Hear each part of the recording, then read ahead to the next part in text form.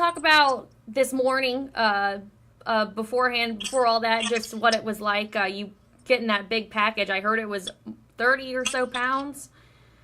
Yeah, it was 30. I think 35 pounds. It was. We had a little bit of a scare though. I got to the office early because we had to have it 8 a.m.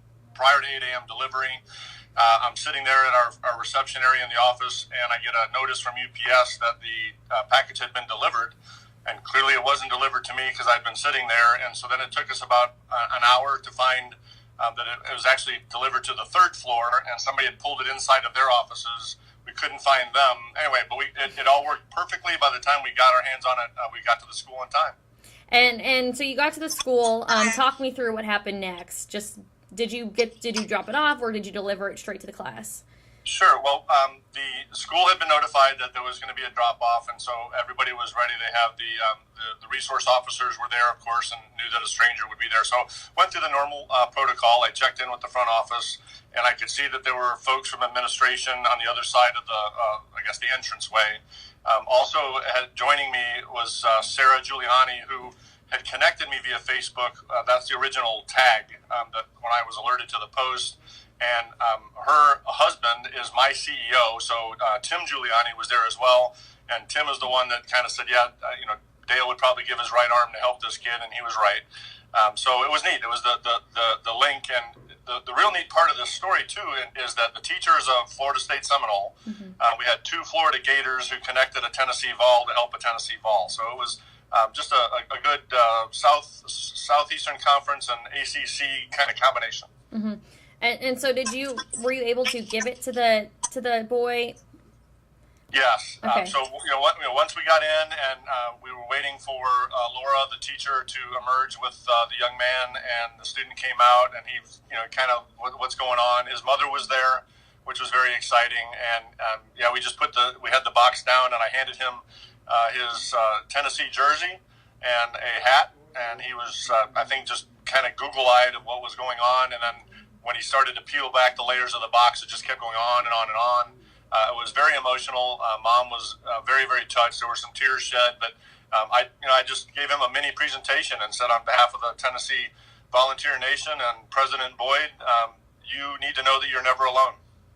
And I mean, does he know just how many people up here want to help him, or want to send him even more things?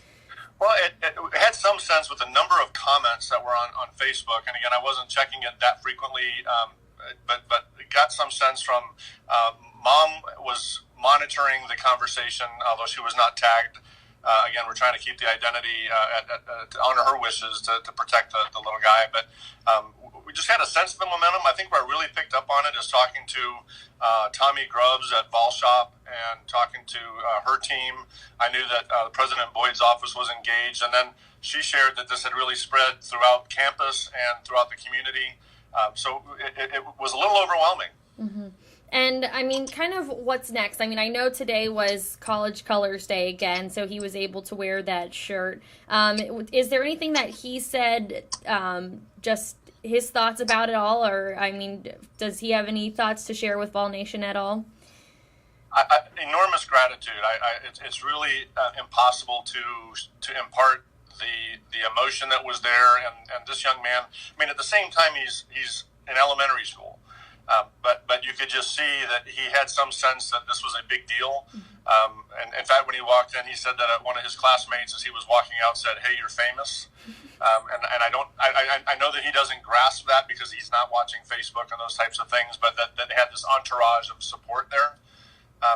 It's just the emotion is really hard to impart. But I have to tell my brothers and sisters out there that bleed orange, you've done a fantastic job. And again, we had, regardless of what team you root for, there were people that said you ought to be able to love and be passionate about your team no matter what. And just proud as I can be as an alum that Tennessee showed the way.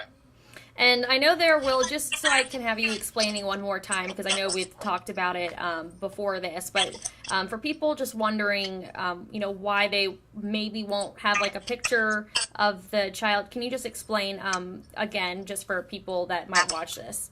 Sure. Well, anytime that you're dealing with a young student, and again, it's just a frightening environment for some people, and unfortunately, in today's context of what folks do once they identify young folks or even adults anymore, and so we're really just honoring mom's concern at this point that his identity be concealed.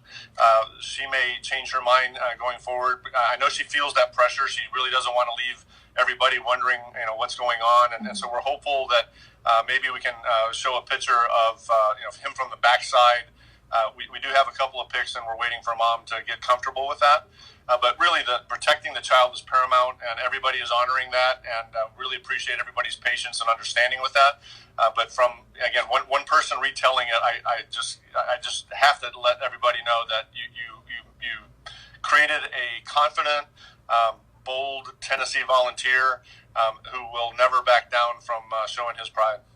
And for you, everyone up here was waiting to make sure you touched down with that delivery, and you did. For you to be a part of something like this, knowing that you helped deliver something that all of us, all the people at UT put so much effort into yesterday, gathering so quickly, for you to be a part of that and help make it happen overnight, and then, bring it to fruition, bringing it to him. What does that mean to you as a volunteer to be a part of something like that? Well, I'm mindful that I was just a link in that chain.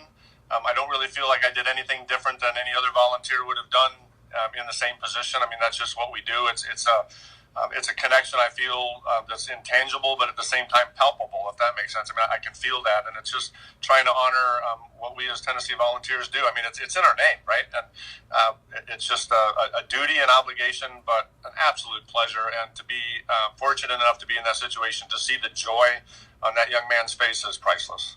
And I know some people on Facebook, this is kind of my last question, but we're commenting that we had a rough start to the season, but this kid kind of gave everyone hope not to ever give up and to always carry the volunteer spirit very, very bright. Would you agree with that? Absolutely. Never give up, never quit. We haven't for a couple hundred years. And again, it's in our blood. It bleeds orange, and things always get better. And we know that there are young men that are a little bit older than our little Vol here in Orlando that are working very hard to keep us all proud, and the best we can do, and what we're obligated to do is support them along the way. Perfect. Anything else that you would like to mention that I didn't already ask you about? No, just thank you seems to be so empty and so inadequate. But it's the best I can offer, and again, we'll try to get you some sense maybe visually of what happened, but you really connected the dots for a young man that I think is going to make a huge impact, and I hope that we get to see him see the torch for his own, for himself, or to see the torchbearer himself, but I think he will carry on as the torchbearer has, that light that is what we are as Tennessee volunteers.